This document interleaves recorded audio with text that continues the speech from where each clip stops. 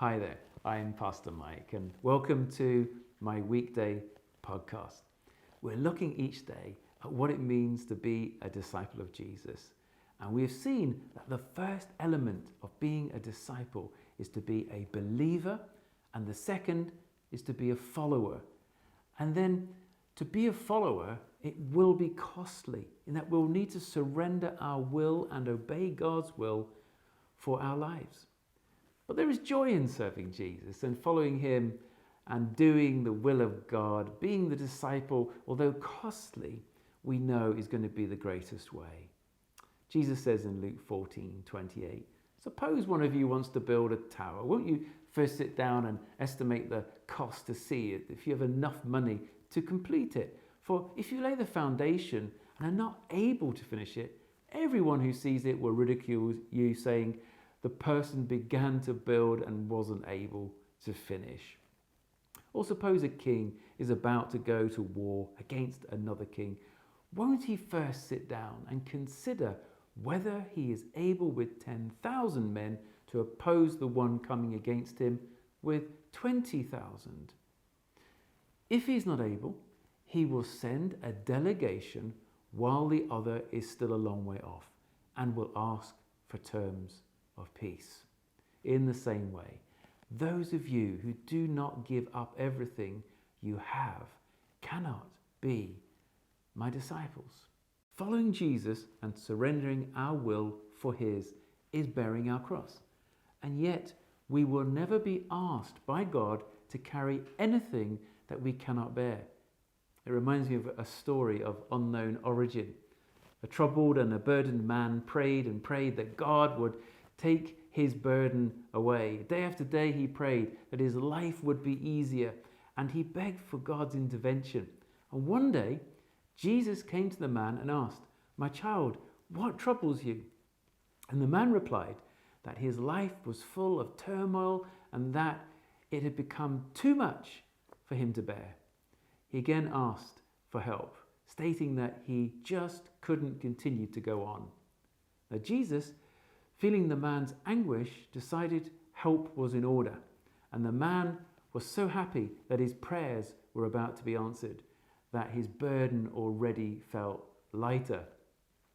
Jesus took the man to a room and stopped in front of the door. When he opened the door, what the man saw was amazing. The room was filled with crosses, little crosses, big crosses, giant crosses. The man, bewildered, looked at Jesus and asked how this would help him. So Jesus explained that each cross represented a burden that people carry. Small burdens, big burdens, giant burdens, and every burden in between. At this point, Jesus offered the man the opportunity to choose his burden. And the man, so excited that he was finally able to have some control over his life, looked around the room for just the right cross. He saw a tiny little cross way back in the corner. It was the smallest cross in the room. So, after a bit of thought, he pointed to the cross and said, that one, Lord, I want that one. And Jesus asked, are you sure, my son? And the man quietly replied, oh yes, Lord, most definitely, yes. So Jesus turned to the man and replied, my child, you've just chosen your own cross. It's the burden that you already carry. How do you feel about that illustration? If you have a pen and a paper to hand, or a tablet or a phone with a notes app, why not take a few seconds right now and write down how you feel about this illustration?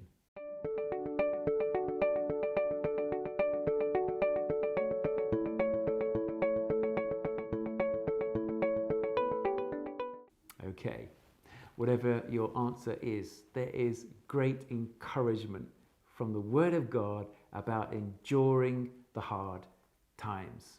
The writer to the Hebrews in Hebrews 12, 1-3 says this, therefore, since we are surrounded by such a great cloud of witnesses, let us throw off everything that hinders and the sin that so easily entangles, and let us run with perseverance the race marked out for us, fixing our eyes on Jesus, the pioneer and perfecter of faith.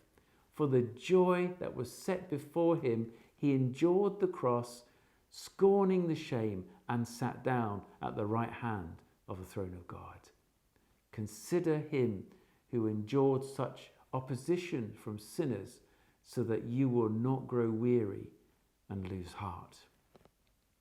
So the thought or question for today is this: knowing the cost of following Jesus, are you still strong, determined, and full of faith, ready to take the next step? God bless you. Thank you for watching.